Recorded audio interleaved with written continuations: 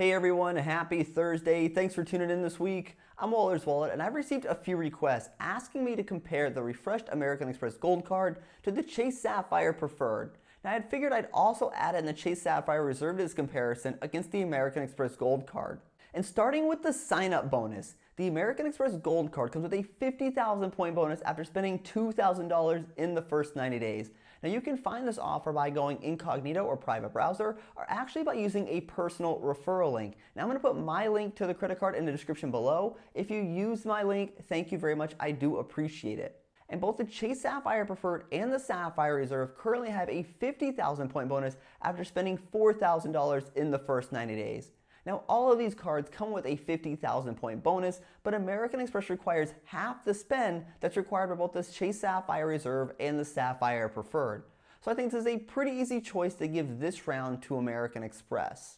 Now, taking a look at the bonus restrictions, American Express has their once-in-a-lifetime policy when it comes to their credit card bonuses, and they're now also deciding if you're eligible for a bonus on their credit cards based on the number of cards you've opened or closed with American Express in the past. I've also been seeing reports that this language is being enforced on people who don't churn credit cards. But if you were to have had this credit card in the past and decided you want it again, American Express could approve you for the credit card, you just might not get it with the bonus. And Chase has recently introduced more restrictions beyond their 524 rule when it comes to the Chase Sapphire Preferred and the Sapphire Reserve. You can have either the Sapphire Reserve or the Sapphire Preferred open at a time. You're no longer able to hold both cards at once.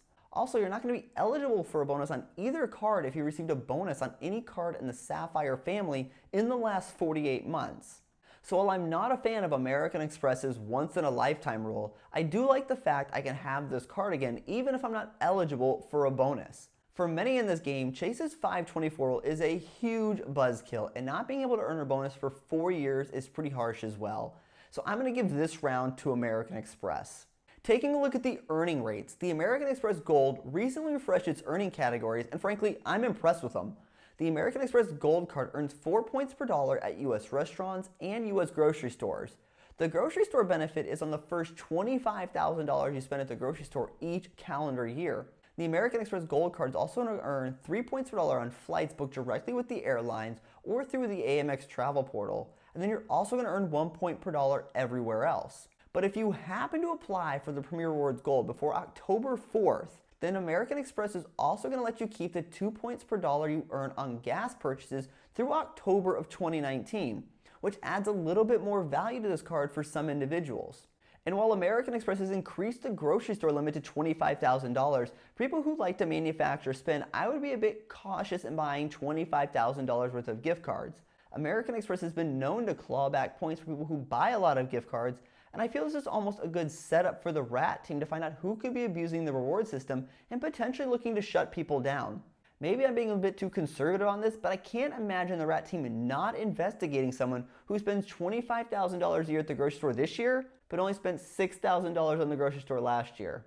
The Chase Sapphire Preferred earns 2 points per dollar on all dining and travel, and then 1 point per dollar everywhere else. The Chase Sapphire Reserve earns 3 points per dollar on all travel and dining, and then 1 point per dollar everywhere else.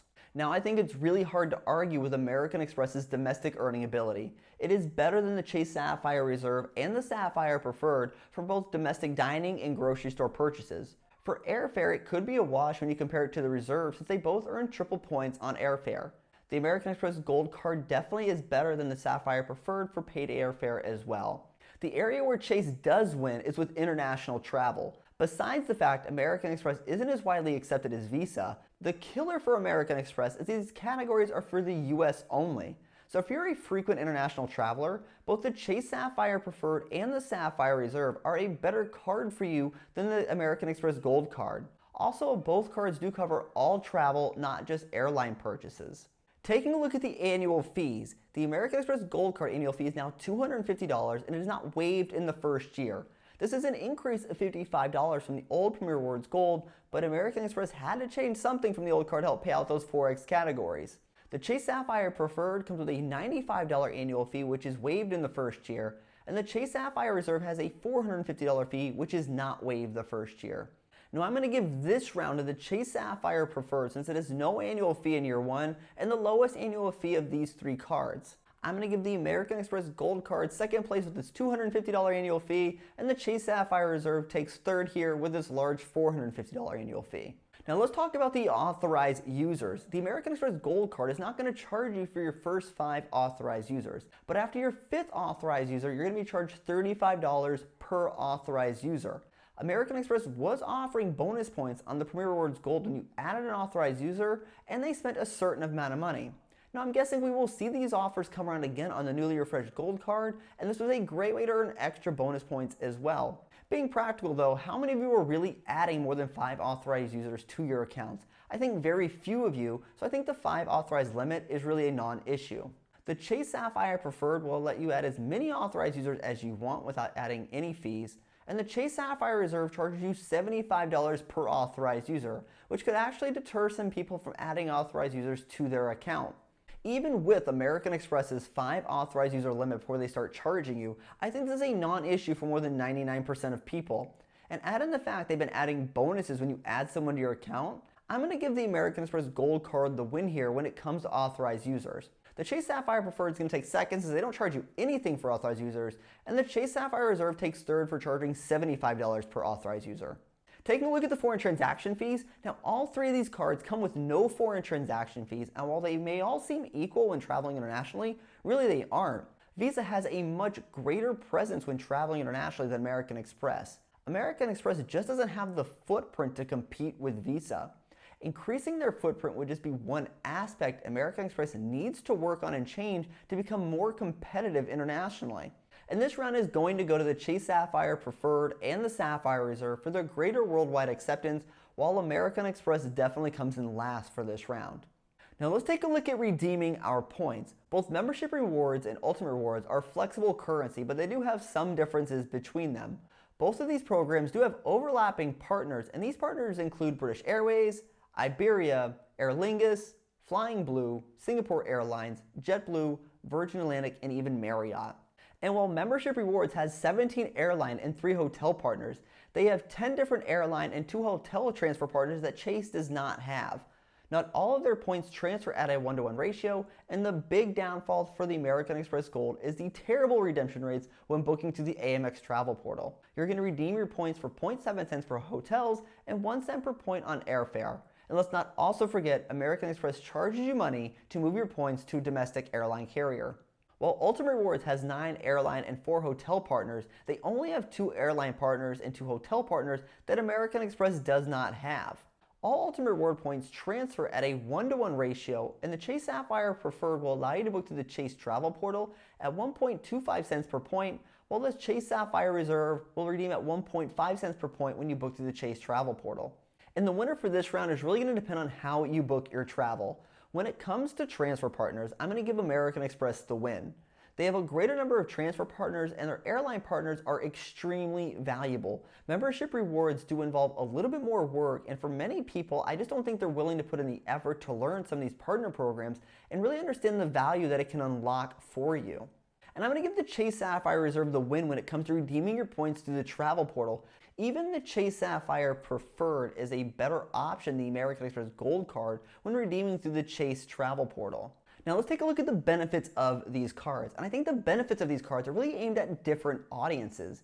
The American Express Gold Card has added a few benefits, and for some, this may actually make American Express even more valuable. The American Express Gold Card offers $120 in dining credit to particular restaurants and food delivery services, which is given in a monthly allowance of $10 per month. Now, not every city has access to these dining offers, so for some, this is actually a lost benefit. You'll also receive a $100 airline credit, which I believe to be a bit more restrictive when compared to a travel credit. American Express also has purchase protections, access to American Express offers, and includes a ShopRunner subscription. But American Express does lack benefits like trip delay and baggage delay insurance, but I think they believe the dining credit offers more value for more of their customers. Plus, not everyone can actually use this benefit, so American Express is not going to be paying out $120 per customer each year. The Chase Sapphire Preferred has the least appealing benefits of the 2 Chase cards, but it does offer travel protection benefits as well as primary auto rental coverage. And the Chase Sapphire Reserve offers a $300 travel credit, offers superior travel benefits in the American Express Gold such as baggage delay, trip delay coverage, as well as primary auto rental insurance. It also has priority pass lounge access and a credit for TSA PreCheck or global entry. And the winner of this round really comes down to which set of benefits do you prefer more. Do you want more dining related benefits or more travel related benefits? If you dine out frequently and you want your credit card to offer credits for meals you were already planning on purchasing, or you don't actually care about travel protections, then the American Express Gold Card might actually benefit you more. If you prefer travel benefits and an easier travel credit, then the Chase Sapphire Reserve would probably suit you best. So which card wins? The winner is really going to depend on if you're a domestic or international traveler. I think for someone who primarily travels domestically, even with the flaws in the membership reward program, the American Express Gold has finally put together a card that outdoes both the Chase Sapphire Preferred and the Sapphire Reserve. With its superior dining and grocery categories, the bonus points will really stack up fast, and it gives an earning potential that the Reserve and Preferred just can't match. The dining credit and airline credit, while not perfect, are really good benefits as well.